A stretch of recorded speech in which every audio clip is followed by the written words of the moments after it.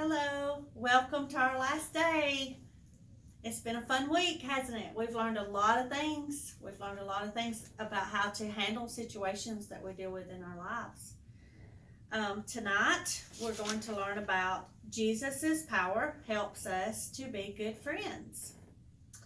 And our memory verse, Bible verse for today is love each other in the same way I have loved you. John 15:12. Those are the words of Jesus, the way Jesus loved us. Well, as you notice, I just got home and look at my house. Look at this. What is going on? I found someone had decorated for a party, and I don't know why. I don't even know if I'm invited to the party, but since this is my house, I'm just going to go on in and see what's going on. So, I don't know. We'll figure it out. So today, like I said, we're discovering how Jesus' power helps us to be good friends. So, have you ever been chosen? You know how you line up for maybe kickball or who's going to be in this little club? When I was a kid, we had clubs. So anyway, do you remember how it feels to be the first one chosen? You remember that? Makes you kind of feel good, doesn't it? Yeah, I guess. What about being the middle person chosen? It's okay. You know that somebody thinks somebody else is better than you are, but then you're not the worst one. How does it feel to be chosen last? I've been chosen last several times, but it's okay. Remember that as you're growing up. It is okay to be last sometimes. It's okay. But how do we feel when we're not in the inner circle? In the clique, in the group, okay? It's a little bit sad, isn't it? Or lonely, maybe. I used to be left out, too. So don't think that you're the only one that's ever been left out, because Miss Crystal even got left out when she was a kid. But today, like I said, we're going to learn about Jesus' power helps us to be good friends. Jesus' first followers, the first Christians, had sort of an inner circle. But they didn't try to keep anyone out. They invited everyone in.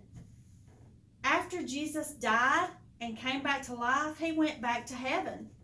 His followers and friends told as many as they could about Jesus. You heard a little about that with Peter and John's adventure, didn't you? And then those people told people, and those people told people, and those people told people, and well, you know how it goes.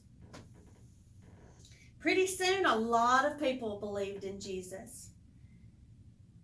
Here's what it says in the Bible about those believers from our totally true Bible. Every story in this Bible is true. Every story. We're going to read from Acts. We're in Acts again.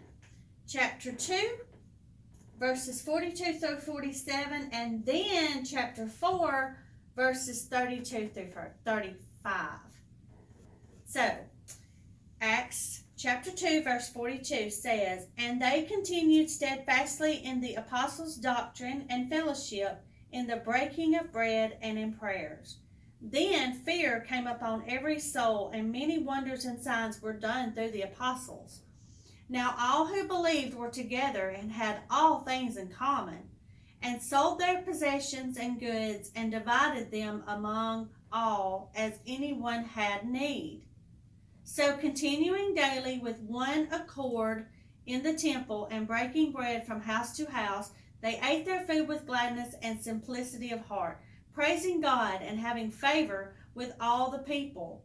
Now the Lord added to the church daily those who were being saved."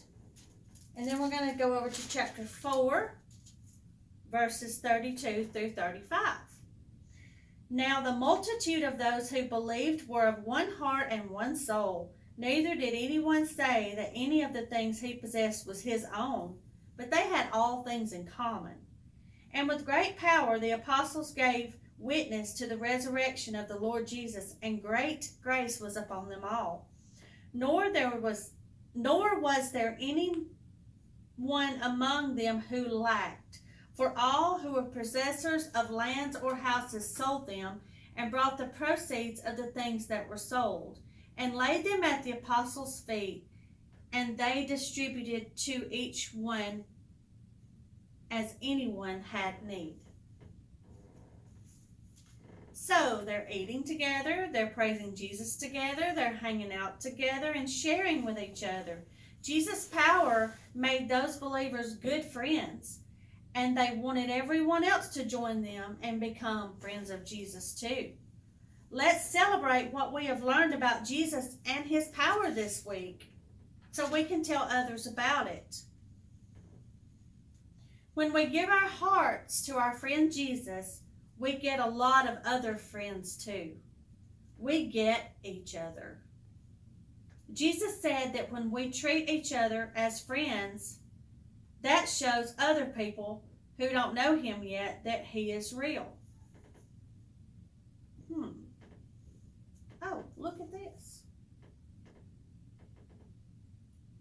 It's an invitation. So now we get what the party is. It's a friendship party.